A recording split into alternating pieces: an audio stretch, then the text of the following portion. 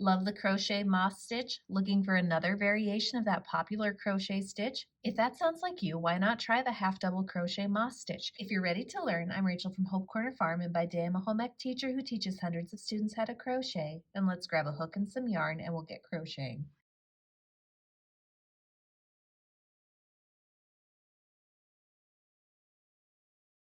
Before we get started, make sure you subscribe to my channel, hit the bell so you get notifications of when I post new videos, and don't forget to give me some feedback on this video. Give me a like or a comment to let me know what I did well or things that I could improve upon. For today's crochet tutorial, you're going to have to know how to complete a few different stitches.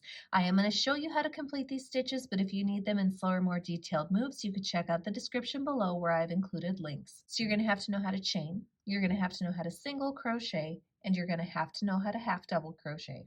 That's it.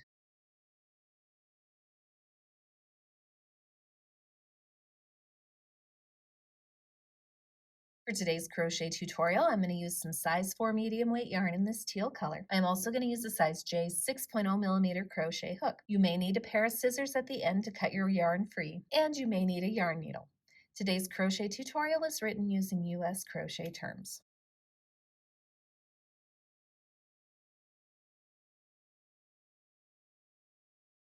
We begin the half double crochet moss stitch by placing a slip knot onto our crochet hook, and then we're going to start by chaining an even number.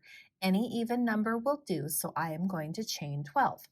So here's 1, 2, 3, 4, 5, 6, 7, 8, 9, 10, 11, and 12.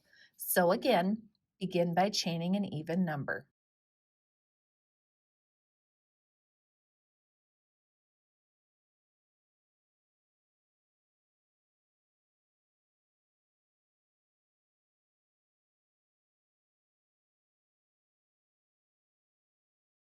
After chaining your even number, we're going to begin row 1 by working into the second chain from the crochet hook, so 1 and 2. I personally am going to work into the back bump of the chain, but you can work into the chain however you normally do. There is no right or wrong way for working into the chain for this stitch. Into the second chain from the crochet hook, we're going to place a single crochet stitch. So without yarning over, we insert our crochet hook, we yarn over, pull through the chain, then yarn over, pull through both loops, and that completes a single crochet stitch. We're going to place one single crochet stitch in each of the chains across. Now keep in mind that because we started into the second chain from the crochet hook, our stitch count at the end of row 1 will become an odd number because we lose one chain by working into the second chain from the crochet hook.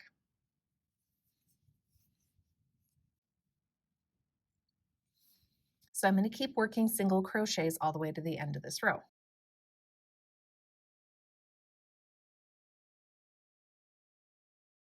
And here's our very last chain, and we're going to place a regular single crochet into it. So here's a completed row 1, all single crochet stitches.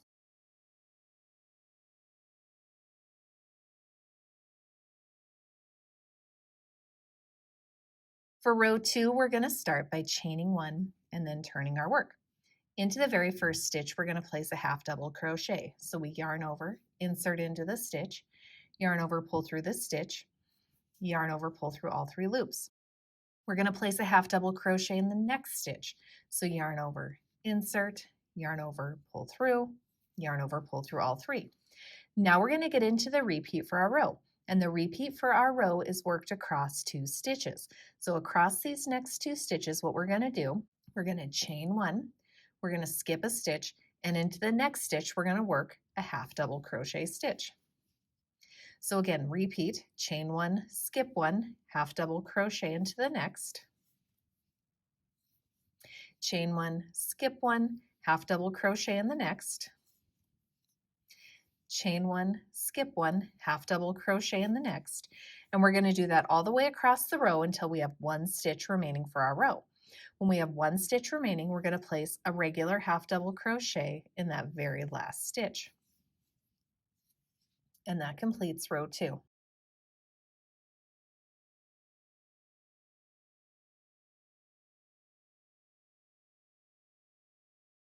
For row 3, we're going to start by chaining 1 and turning our work. Into the very first stitch, we're going to place a half double crochet stitch. Now what we're going to do is we are going to chain one. After chaining one, we're going to come over here to the gap and we're going to work into the skipped stitch from the previous row. So into that skipped stitch from the previous row, so all the way down here, we're skipping over top of the gap, we're coming down here. And into this skip stitch, we're going to work a half double crochet. So I've yarned over. I'm going to insert my crochet hook.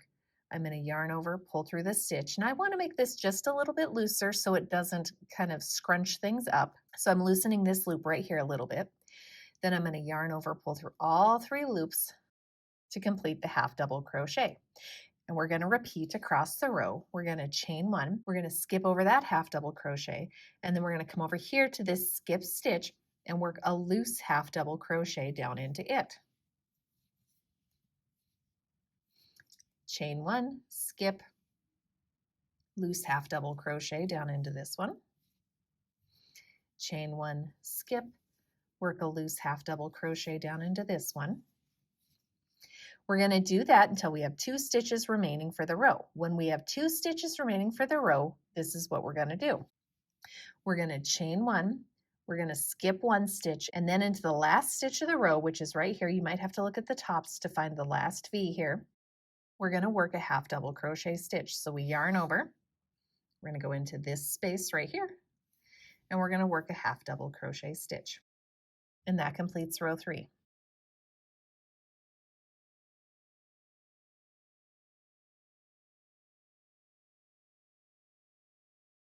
For row 4, we're going to start by chaining 1 and turning our work into the top of the very first stitch. So it's actually this space right here in between my thumbs, up here, this little tiny space.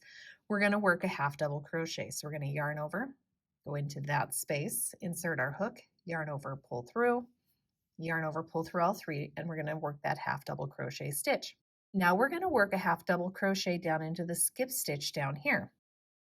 Come down into that skipped stitch, yarn over, pull through, and make it a little bit looser, then yarn over, pull through all 3. Now we're going to get into the repeat for our row, and the repeat is chain 1, skip the half double crochet, and then work a half double crochet loosely into the top of that skip stitch from the previous row. And we repeat, chain 1, skip, work a loose half double crochet down into the skipped stitch. Chain 1, skip, work a loose half double crochet down into the skipped stitch. Chain 1, skip, work a loose half double crochet down into the skipped stitch, and then you should have 1 stitch remaining for your row. And what you're going to do is into that very last stitch, we're going to work a regular half double crochet stitch. And that completes row 4.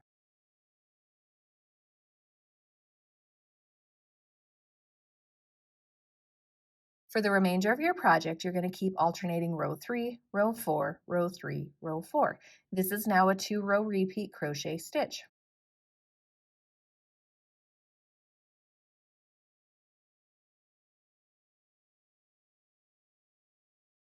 For a finishing row, this is what I do. I start by chaining 1 and turning my work. Anywhere there's a half double crochet, I'm going to work a single crochet into the top of it. So right here, I would work a single crochet, and into the top of this half double crochet, I would work a single crochet as well. Then anywhere that there's a chain 1 gap, I'm going to work a loose half double crochet down into the skip stitch from the previous row. So just like we've been doing, I'm going to work a loose half double crochet down here. So then I would single crochet into the top of the half double crochet. I would loosely half double crochet into the skipped, single crochet here, loose half double crochet down here, single crochet here, loose half double crochet down here, and then I have 2 stitches remaining for this one, and I would just place a single crochet in the top of each of them. By doing that, notice it closes up that gap and it makes the top edge look more like the bottom edge. So I just want to point out that the front and the back side look exactly the same in this crochet stitch. One other thing that I want to point out is that if you use a smaller hook, you're going to get a more dense weave to this moss stitch. This one's a little bit looser because I used a bigger hook. This one's a little more dense because I used a smaller hook. So keep that in mind when choosing your hook size as well. And that's how to crochet the half double crochet moss stitch. I hope you guys found this tutorial helpful. If you're looking for another variation of the moss stitch, you could check out my herringbone half double crochet moss stitch right here. And I hope you have a wonderful day.